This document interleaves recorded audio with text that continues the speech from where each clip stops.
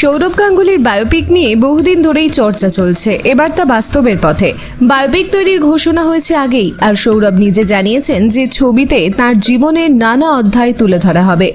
Cricket career থেকে অধিনায়কত্ব, BCCI president হওয়া, সবকিছুই। সবচেয়ে বড় প্রশ্ন ছিল ডোনা গাঙ্গুলির চরিত্রে কে। তাজা খবর অনুযায়ী ডোনার চরিত্রে অভিনয়ের জন্য যে বাঙালি অভিনেত্রীর নাম উঠে এসেছে তা শুনলে অনেকেই চমকে যাবেন। সৌরভের বায়োপিক পরিচালনা করবেন বিক্রমাদিত্য মোতওয়ানে। কলকাতা ও ইংল্যান্ডে ছবির শুটিং হওয়ার কথা। তবে আরও একটি বিষয় নিয়ে এখনো জলঘোলা চলছে। সৌরভের বায়োপিকে ডোনার চরিত্রে কাকে দেখা যাবে। কয়েক মাস আগে শোনা গিয়েছিল তৃপ্তি দিমরিকে পর্দার ডোনার চরিত্রে দেখতে চান সৌরভের মেয়ে সানা। তবে তৃপ্তির সঙ্গে ডোনার কম বয়সের চেহারার তেমন মিল নেই, ফলে তৃপ্তিকে হয়তো ডোনার চরিত্রে দেখা যাবে না। তার বদলে এক বাঙালি অভিনেত্রীর নাম ভেসে আসছে। সেই বাঙালি অভিনেত্রীর নাম মিমি চক্রবর্তী।